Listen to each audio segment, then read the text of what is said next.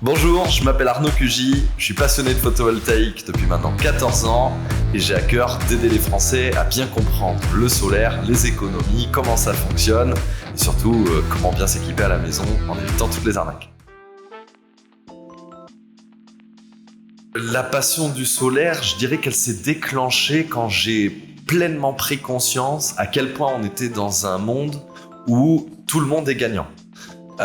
C'est bon pour les clients, ils payent bien moins cher sur leur facture d'électricité, c'est très rentable, c'est bon pour l'entreprise naturellement et c'est bon pour la planète. À partir de ce moment-là, quand c'est win-win-win, ça me va.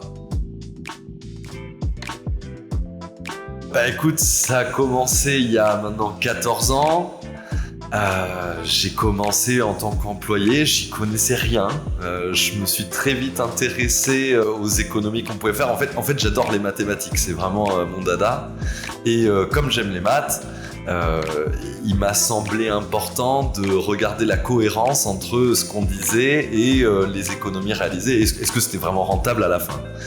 À partir du moment où je me suis rendu compte que c'était très rentable et que les gens étaient contents et qu'on avait des bonnes remontées et surtout que ça durait dans le temps, ça m'a convaincu et j'en suis devenu passionné directement. Quand j'étais en Australie, donc 2 mois après être arrivé, j'ai commencé dans le solaire. C'est quelque chose qui m'a tout de suite pincé, j'ai adoré ça. J'ai commencé pendant 1 an en tant qu'employé et dès l'année d'après, une chance incroyable, j'ai commencé en tant qu'indépendant dans une entreprise de panneaux solaires. Très rapidement, on m'a filé les rênes de l'entreprise et en fait, je me suis retrouvé à gérer des entreprises de panneaux solaires pour les 6 années à suivre. Il y a beaucoup plus de soleil là-bas, donc une installation produira quasiment 2 fois plus d'électricité en Australie qu'en France. Le retour sur investissement là-bas est d'une rapidité incroyable, on est entre 2 et 3 ans. Quand je suis arrivé, en moyenne, les gens installaient 4 kW crête. Aujourd'hui, en Australie, l'installation moyenne, c'est 12 kW crête. Les gens ont pleinement pris conscience à quel point il est important de produire le plus possible. Le professeur solaire a une seule vocation, c'est informer les gens, le faire de la manière la plus précise possible. Et ce, pour éviter quelque chose de dramatique, c'est que les arnaques dans le monde du solaire, il y en a à foison, et que je n'ai rien trouvé de mieux que de me dire qu'en informant les gens de manière gratuite, alors les gens seraient plus alertes et ne pourraient plus se faire arnaquer. Donc l'idée est pleinement d'aider les gens à se rendre compte que le solaire, c'est très bien, mais clairement, si on ne le fait pas de la bonne manière, on peut aller droit dans le mur. Voilà, c'est vraiment aider les gens. La première raison, c'est parce que les entrepreneurs eux-mêmes n'y connaissent rien.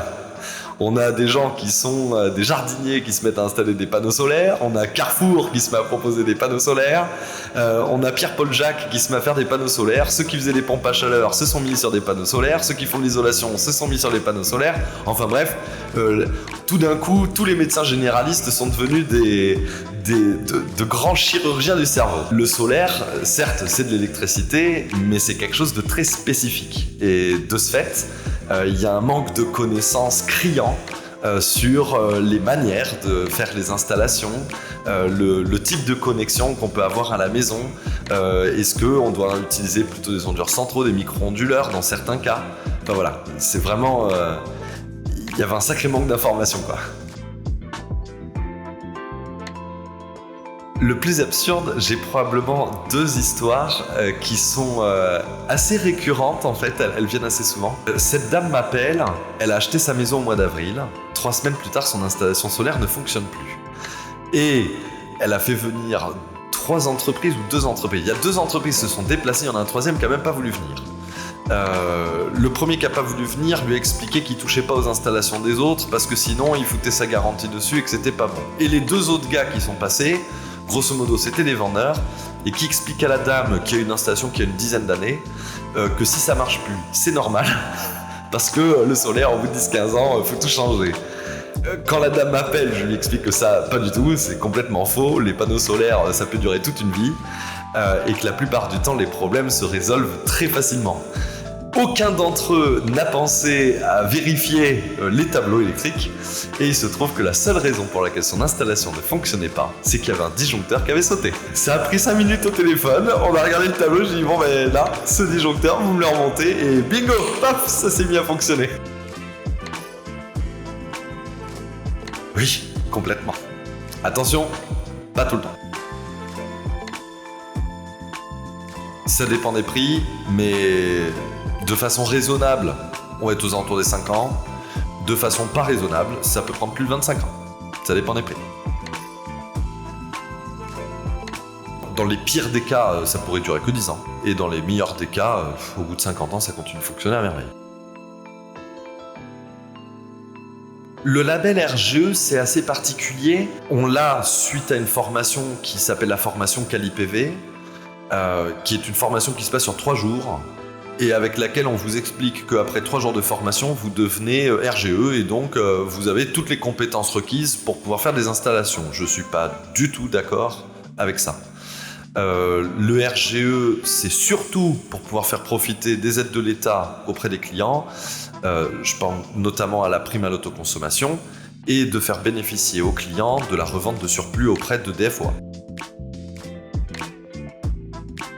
Il n'y a pas de panneau français. Chinois, bien entendu, c'est les meilleurs. Mais ça dépend.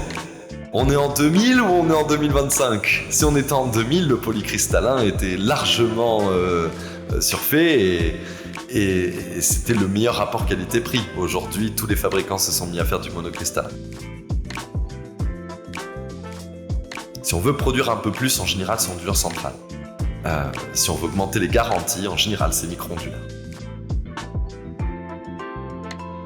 Non, pas forcément. L'objectif de l'installation, c'est de faire en sorte qu'elle produise le plus possible au moment où on consomme le plus possible. Si vous consommez toute votre électricité en matinée, il est beaucoup plus intéressant de mettre des panneaux à l'est, puisque c'est là où on va produire le plus grâce au lever du soleil. Si vous utilisez toute votre élec l'après-midi, on veut orienter vers l'ouest. Et si c'est plutôt diffus dans toute la journée, alors pourquoi pas le sud ? Le sud étant juste l'endroit où on produira le plus à l'année. Mais ça ne garantit pas nécessairement maximiser l'autoconsommation. Avec ou sans départ de feu ? La batterie physique, jusqu'à présent, c'était un grand nom. Aujourd'hui, pourquoi pas, on commence à être rentable. Et batterie virtuelle, jusqu'au mois de fin mars, c'était niette de chez niette. Aujourd'hui, les chiffres commencent à s'aligner dans ce sens-là aussi. Payer 3 fois plus cher sous prétexte que l'entreprise sera là dans 25 ans. Payer 3 fois plus cher n'a jamais garanti la bonne santé financière d'une entreprise. Un prix correct sur un 3 kg, l'objectif c'est toujours le moins possible, naturellement. C'est clair qu'un artisan pourra pratiquer des prix qu'une grosse entreprise ne pourra certainement pas, puisqu'il n'y a pas les mêmes charges. Mais un 3 kg aux alentours des 6 000 €, c'est un prix très correct.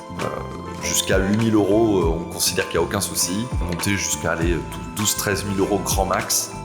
Et un 9 kg, prix correct, on va descendre aux alentours des 11 000 € et au plus cher, monter jusqu'à 16-17 000 €. Ça va vraiment dépendre de la typologie de la toiture, la complexité en fait de l'installation. C'est ça qui va grandement faire varier le prix et naturellement les produits.